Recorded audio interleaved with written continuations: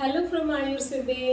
ಇವತ್ತು ನಾವು ಹೆಣ್ಣಿನ ಮುಟ್ಟಿನಲ್ಲಿ ಆಗೋ ಬದಲಾವಣೆಗಳು ಅಂದರೆ ರಿಪ್ರೊಡಕ್ಟಿವ್ ಏಜ್ ಗ್ರೂಪ್ನಲ್ಲಿರೋ ಹೆಣ್ಣು ಮಕ್ಕಳಲ್ಲಿ ಆಗ ಹಾರ್ಮೋನ್ ವ್ಯತ್ಯಾಸಗಳ ಬಗ್ಗೆ ನಾವು ತಿಳ್ಕೊಳ್ಳೋಣಂತೆ.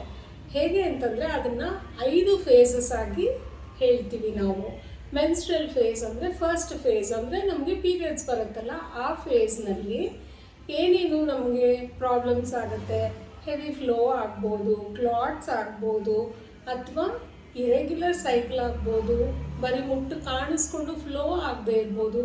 ಈ ರೀತಿ ಎಲ್ಲ ಆದಾಗ ನಮ್ಮಲ್ಲಿ ನಾವು ಏನು ಹೇಳ್ತೀವಿ, ಹಾರ್ಮೋನಲ್ ಸೆಕ್ರೇಷನ್ ಕಂಟಿನ್ಯೂಸ್ ಆಗಿ ಆಗಬೇಕು ಅಂದರೆ ನಮ್ಮಲ್ಲಿ ಕೆಲವು ಸಪ್ಲಿಮೆಂಟ್ಸ್ ಇದೆ. ಅಂದರೆ ಸಿದ್ಧಿಕಲ್ಪ ಅಂತ ಒಂದು ಫಾರ್ಮುಲೇಷನ್ ಇದೆ ನಮ್ಮದು.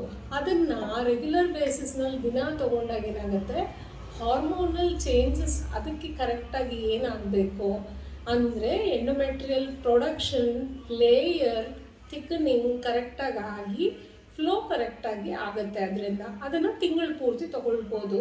ಮತ್ತು ನೆಕ್ಸ್ಟು ನಮ್ಮಲ್ಲಿ ಏನು ಹೇಳ್ತೀವಿ, ಫಾಲಿಕ್ಯುಲರ್ ಫೇಸ್ ಅಂದರೆ ಎಗ್ ರಿಲೀಸ್ ಆಗಿ ಓವರಿಯಿಂದ ಟ್ಯೂಬ್ನಲ್ಲಿ ಬಂದು ಫರ್ಟಿಲೈಸೇಷನ್ ಆಗೋದಕ್ಕೆ ಪ್ರಿಪೇರ್ ಆಗಬೇಕು. ಅದಕ್ಕೆ ಕೆಲವರಿಗೆ ಏನಾಗುತ್ತೆ, oestrogen, progesterone, follicle stimulating hormone ಈ ಥರದ್ದು ಕಡಿಮೆ ಇರುತ್ತೆ. ಹಾಗಿದ್ದಾಗ ನಮ್ಮಲ್ಲಿ ಏನು ಮಾಡ್ತೀವಿ, ಓವಪುಷ್ಟಿ ಅನ್ನೋ ಒಂದು ಸಪ್ಲಿಮೆಂಟೇಷನ್ ಇದೆ ನಮ್ಮಲ್ಲಿ. ಆ ಸಪ್ಲಿಮೆಂಟೇಷನ್ ತೊಗೊಂಡಾಗ ಏನಾಗುತ್ತೆ, ಆ ಹಾರ್ಮೋನಲ್ ಸೆಕ್ರೇಷನ್ ಕರೆಕ್ಟಾಗಿ ಎಗ್ ಫಾರ್ಮೇಷನ್ ರಿಲೀಸ್ ಆಗೋದು ಚೆನ್ನಾಗಿ ಆಗುತ್ತೆ. ಅದರ ನೆಕ್ಸ್ಟ್ ಫೇಸ್ ಏನು ಅಂದರೆ ಓವ್ಯುಲೇಟರಿ ಫೇಸ್. ಅಂದರೆ ಈಗ ಫರ್ಟಿಲೈಸ್ ಆಗಬೇಕು ಎಗ್ ಅಂತಂದರೆ ಎಗ್ ಬರೀ ರಿಲೀಸ್ ಆದರೆ ಸಾಕಾಗಲ್ಲ, ಅದರಲ್ಲಿ ಕೆಲವು ಚೇಂಜಸ್ ಆಗಬೇಕು. ಅಂದರೆ ಎಗ್ನ ಹೊರಗಡೆ ಲೇಯರು ಅದು ರಪ್ಚರ್ ಆಗಿ ಫರ್ಟಿಲೈಸೇಷನ್ ಆಗೋದಕ್ಕೆ ಒಂದು ಪರ್ಟಿಕ್ಯುಲರ್ ಟೈಮ್ ಇರುತ್ತೆ. 10ರಿಂದ 16ನೇ ದಿನದವರೆಗೂ ಇದು ಚೆನ್ನಾಗಿ ಆಗುತ್ತೆ ಸಾಮಾನ್ಯವಾಗಿ, ಹಾರ್ಮೋನಲ್ ಇಂಬ್ಯಾಲೆನ್ಸ್ ಇಲ್ಲದೆ ಇರೋರಿಗೆ. ಅದು ಆಗದೇ ಇರೋರಿಗೆ ಏನು ಮಾಡ್ತೀವಿ, ನಾವು ಇನ್ನೊಂದು ರೀತಿಯ ಸಪ್ಲಿಮೆಂಟೇಷನ್ ಕೊಡ್ತೀವಿ. ಇದ್ರ ಹೆಸರು ರಜಪುಷ್ಟಿ ಅಂತ ಅಂದ್ಬಿಟ್ಟು. ಇದರಲ್ಲಿ ಏನು ಮಾಡುತ್ತೆ, ಪ್ರೊಜೆಸ್ಟ್ರಾನ್ ಹೆಚ್ಚಾಗಿ ಮಾಡೋದ್ರಿಂದ ಇದು ಅದನ್ನು ರಪ್ಚರ್ ಆಗೋದಕ್ಕೆ ಹೆಲ್ಪ್ ಮಾಡುತ್ತೆ. ಮತ್ತು ಇದೆಲ್ಲನೂ ಸಪ್ಲಿಮೆಂಟೇಷನ್ಸ್ ಹೆಚ್ಚಾಗಿ ತೊಗೊಂಡಾಗ ಕೆಲವು ಸಾರಿ ಏನಾಗುತ್ತೆ, ಹಾರ್ಮೋನಲ್ ಕರೆಕ್ಷನ್ ಆಗ್ತಾ ಬರುತ್ತೆ.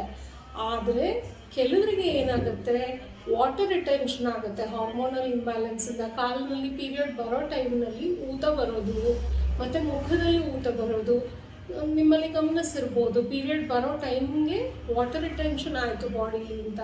ಅದಕ್ಕೆ ನಮ್ಮಲ್ಲಿ ಯವಕಲ್ಪ ಅನ್ನೋ ಒಂದು ಫಾರ್ಮುಲೇಷನ್ ಇದೆ. ಇದನ್ನು ತಗೊಳ್ಳೋದ್ರಿಂದ ಆ ಹಾರ್ಮೋನಲ್ ಇಂಬ್ಯಾಲೆನ್ಸಿಂದ ವಾಟರ್ ರಿಟೆನ್ಷನ್ ಏನಾಗುತ್ತೋ ಅದು ಕಡಿಮೆ ಆಗ್ತಾ ಬರುತ್ತೆ. ಇದೆಲ್ಲ ಆದಮೇಲೆ ಫರ್ಟಿಲೈಸೇಷನ್ ಆಯಿತು ಅಂತ ಅಂದಾಗ ಆವಾಗ ನಮ್ಮಲ್ಲಿ ಏನು ಮಾಡಬೇಕು, ನಮ್ಮ ಗರ್ಭ ಪೋಷಣೆಗೆ ಏನು ಮಾಡಬೇಕು, ಆ ಫರ್ಟಿಲೈಸ್ ಆಗಿರೋ ಎಂಬ್ರಿಯೋನ ಕಾಪಾಡಿಕೊಂಡು ಅಬಾರ್ಷನ್ಸ್ ಆಗದೇ ಇರೋ ಹಾಗೆ ಏನು ಮಾಡಬೇಕು. ಅದಕ್ಕೆ ನಮ್ಮಲ್ಲಿ ಗರ್ಭ ಸಂಸ್ಕಾರ ಅನ್ನೋ ಒಂದು ಚಿಕಿತ್ಸೆ ಇದೆ.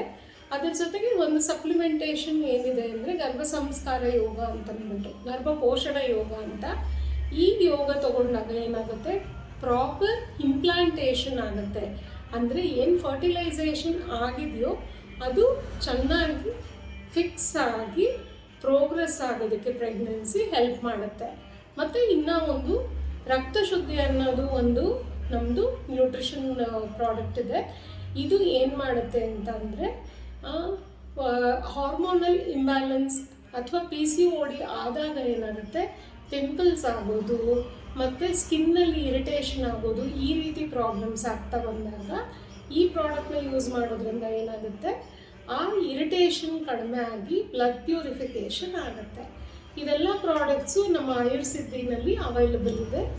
ಇದು ಮತ್ತು ನಿಮ್ಮ PCOD ಅಥವಾ ಇನ್ಫರ್ಟಿಲಿಟಿ ಸಂಬಂಧಪಟ್ಟ ಯಾವುದೇ ರೀತಿಯ ಕ್ವೈರೀಸ್ ಇದ್ದರೆ, ಕನ್ಫ್ಯೂಷನ್ ಇದ್ದರೆ ನಮ್ಮಲ್ಲಿ ಆನ್ಲೈನ್ ಮತ್ತು ಆಫ್ಲೈನ್ ಕನ್ಸಲ್ಟೇಷನ್ ಅವೈಲಬಲ್ ಇದೆ. ನಮ್ಮನ್ನು ಕಾಂಟ್ಯಾಕ್ಟ್ ಮಾಡ್ಬೋದು. Thank you.